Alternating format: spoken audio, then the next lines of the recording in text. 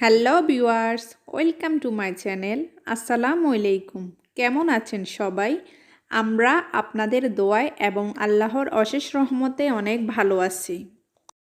আজকে আপনাদের মাঝে শেয়ার করতে চলেছি বৈশাখী মেলায় নানা ধরনের খাবারের মধ্যে একটি জনপ্রিয় খাবার ছিল খুরমা অথবা মোরালি। আজকে আমি সেই রেসিপিটি আপনাদের সঙ্গে শেয়ার করব। আমার রেসিপিটি দেখতে চাইলে আমার সঙ্গেই থাকবেন আর আমার পুরো ভিডিওটি দেখবেন। আমার ভিডিওটি যদি আপনাদের কাছে ভালো লেগে থাকে তাহলে আপনারা লাইক, কমেন্ট, শেয়ার এবং সাবস্ক্রাইব করতে ভুলবেন না। আর যারা আমার চ্যানেলটি সাবস্ক্রাইব করে আমার সঙ্গে থেকেছেন তাদেরকে আমার পক্ষ থেকে অসংখ্য ধন্যবাদ।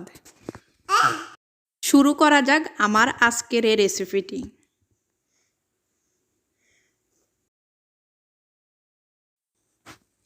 মোরালের জন্য এখানে আমি 2 কাপ ময়দা নিলাম আর এখানে আমি সামান্য একটু লবণ দিলাম আর এখানে এখন আমি 3 টেবিল চামচ পরিমাণ তেল দিব।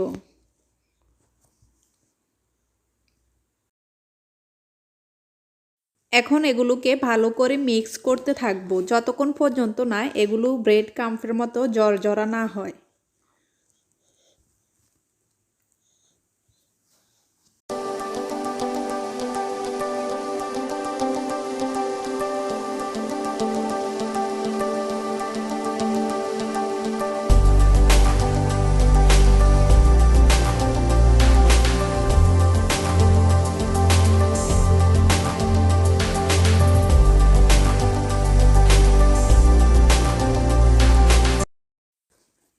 এগুলো ব্রেড ক্রাম্পের মতো একদম জড়জড়া হয়ে গেছে। এখন এখানে আমি অল্প অল্প করে পানি অ্যাড করব।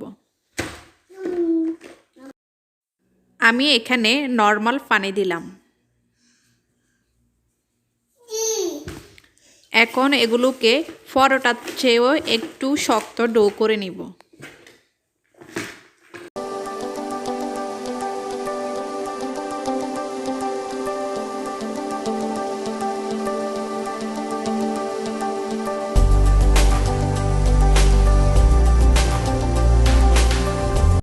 আমার ডোটা রেডি হয়ে গেছে। এখন এগুলোকে আমি 15 থেকে 20 মিনিটের জন্য রেস্টে রেখে দিব।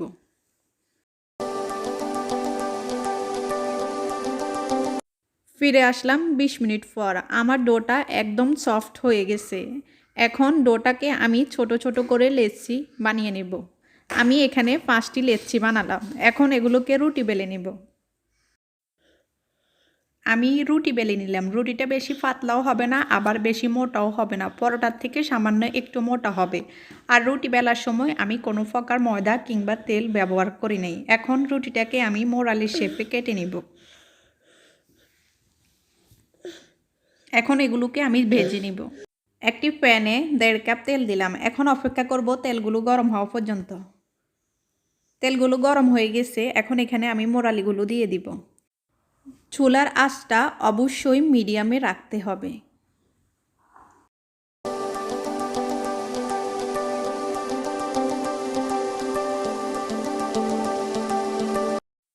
যখন মোরালিগুলো উপরের দিকে বেশি উঠবে তখন চুলার আঁচটা মিডিয়াম থেকেও একটু কমিয়ে দিতে হবে। এখন মোরালিগুলোকে আমি উল্টিয়ে পাল্টিয়ে ভালো করে ভেজে নেব। যখন এগুলো একটু ব্রাউন কালার হয়ে আসবে তখন মোরালিগুলো আমি নামিয়ে ফেলব।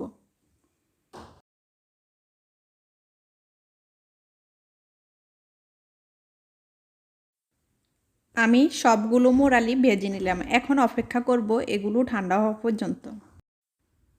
শিরার জন্য একটি প্যানে আমি 1 কাপ চিনি আর 1/3 কাপ পানি দিলাম। দিয়ে এখন এগুলোকে জাল দিতে থাকব।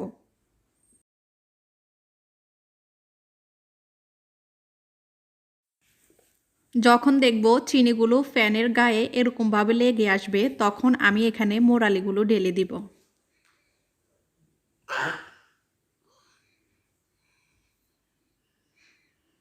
এখন আমি চুলার জালটা বন্ধ করে এগুলোকে ভালোভাবে নেড়ে চেড়ে চিনিগুলো মিক্স করে নেব।